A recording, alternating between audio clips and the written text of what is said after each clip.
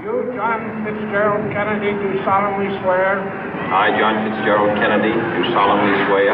That you will faithfully execute the office of President of the United States. That I will faithfully execute the office of President of the United States. And will, to the best of your ability.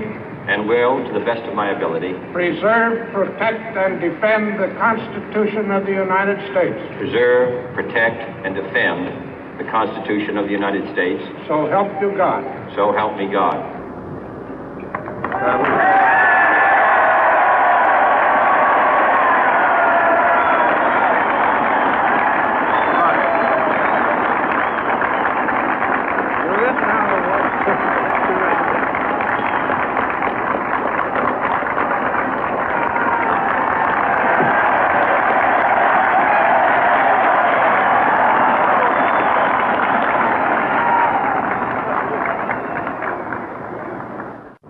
Vice President Johnson, Mr. Speaker, Mr. Chief Justice, President Eisenhower, Vice President Nixon, President Truman, Reverend clergy, fellow citizens.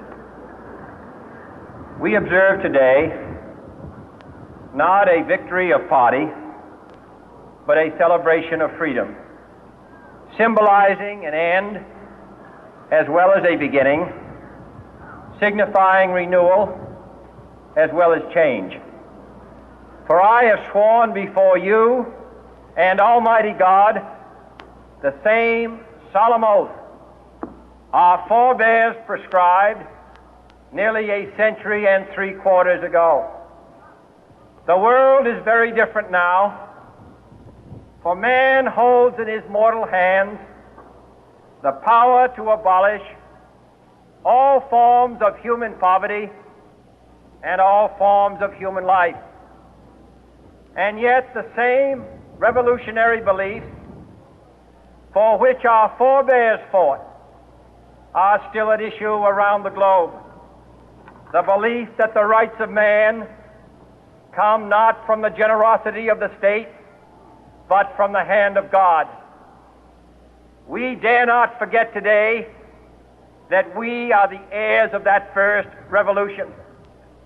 Let the word go forth from this time and place to friend and foe alike that the torch has been passed to a new generation of Americans born in this century, tempered by war, disciplined by a hard and bitter peace, proud of our ancient heritage, and unwilling to witness or permit the slow undoing of those human rights to which this nation has always been committed and to which we are committed today at home and around the world.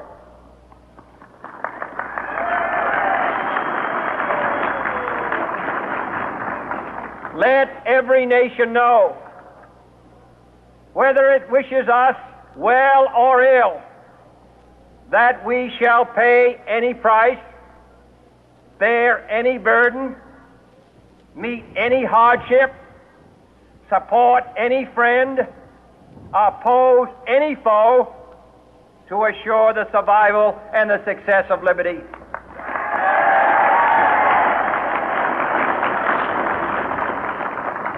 This much we pledge and more.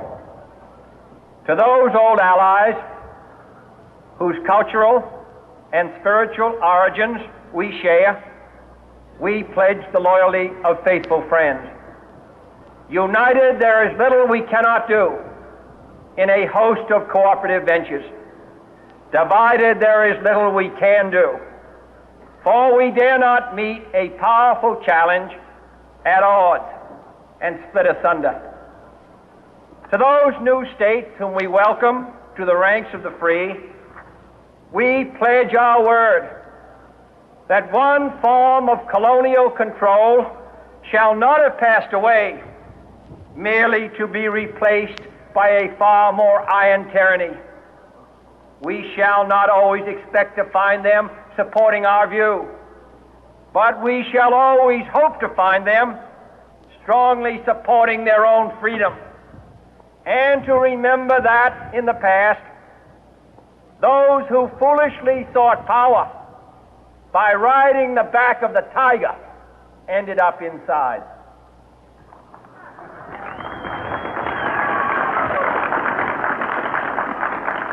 To those people in the huts and villages of half the globe struggling to break the bonds of mass misery, we pledge our best efforts to help them help themselves for whatever period is required, not because the communists may be doing it, not because we seek their votes, but because it is right.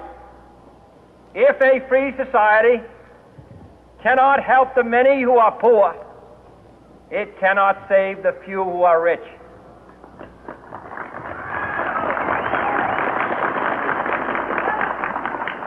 To our sister republics south of our border, we offer a special pledge to convert our good words into good deeds, in a new alliance for progress, to assist free men and free governments in casting off the chains of poverty. But this peaceful revolution of hope cannot become the prey of hostile powers. Let all our neighbors know that we shall join with them to oppose aggression or subversion anywhere in the Americas. And let every other power know that this hemisphere intends to remain the master of its own house.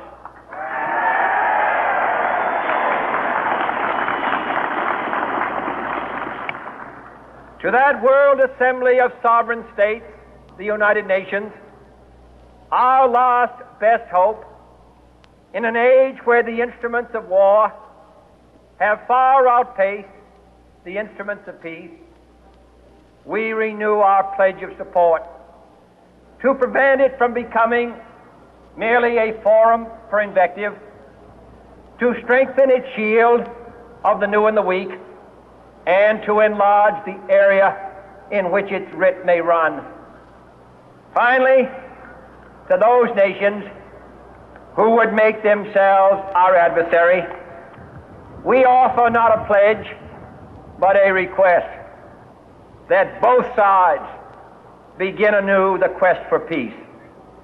Before the dark powers of destruction, unleashed by science, engulf all humanity in planned or accidental self-destruction, we dare not tempt them with weakness, for only when our arms are sufficient beyond doubt can we be certain beyond doubt that they will never be employed.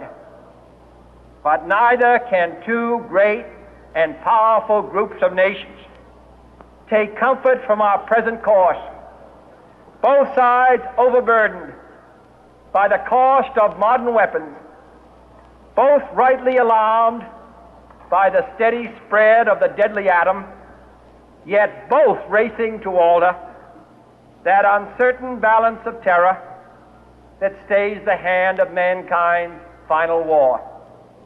So let us begin anew, remembering on both sides that civility is not a sign of weakness, and sincerity is always subject to proof.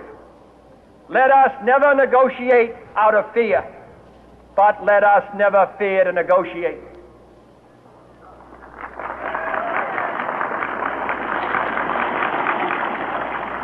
Let both sides explore what problems unite us, instead of belaboring those problems which divide us. Let both sides, for the first time, formulate serious and precise proposals for the inspection and control of arms, and bring the absolute power to destroy other nations under the absolute control of all nations.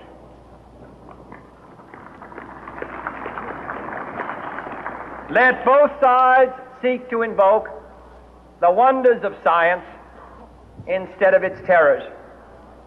Together, let us explore the stars, conquer the deserts, eradicate disease, tap the ocean depth, and encourage the arts and commerce.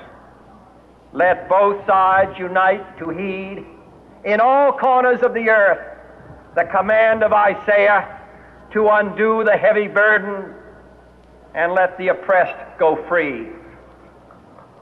And if a beachhead of cooperation may push back the jungle of suspicion, let both sides join in creating a new endeavor, not a new balance of power, but a new world of law, where the strong are just and the weak secure and the peace preserved.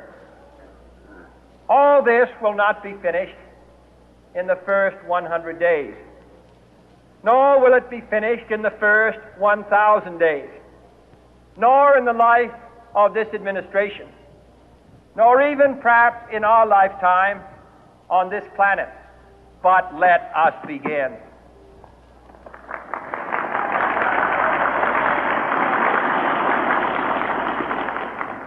In your hands, my fellow citizens, more than mine, will rest the final success or failure of our course. Since this country was founded, each generation of Americans has been summoned to give testimony to its national loyalty. The graves of young Americans who answered the call to service surround the globe.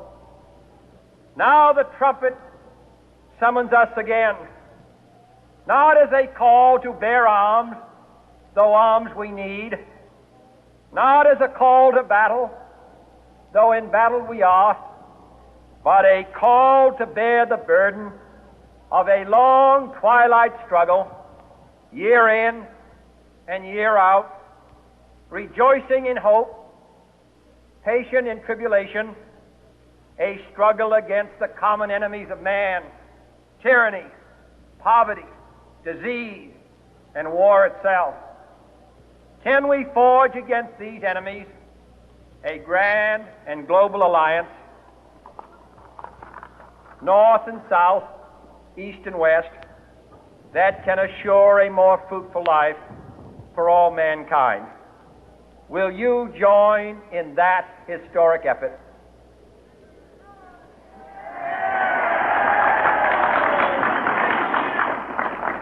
In the long history of the world, only a few generations have been granted the role of defending freedom in its hour of maximum danger.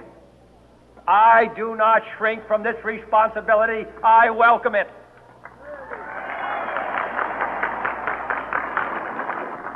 I do not believe that any of us would exchange places with any other people or any other generation.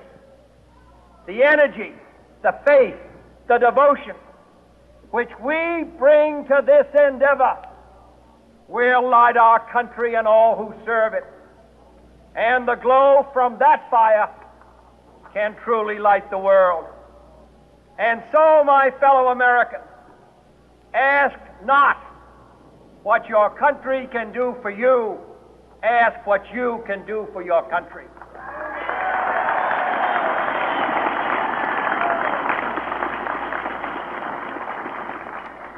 My fellow citizens of the world, ask not what America will do for you, but what together we can do for the freedom of man.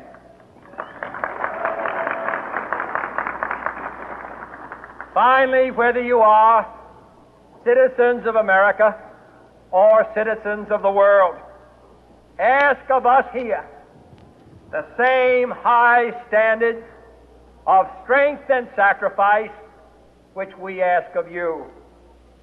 With a good conscience, our only sure reward, with history the final judge of our deeds, let us go forth to lead the land we love, asking His blessing and His help, but knowing that here on earth God's work must truly be our own.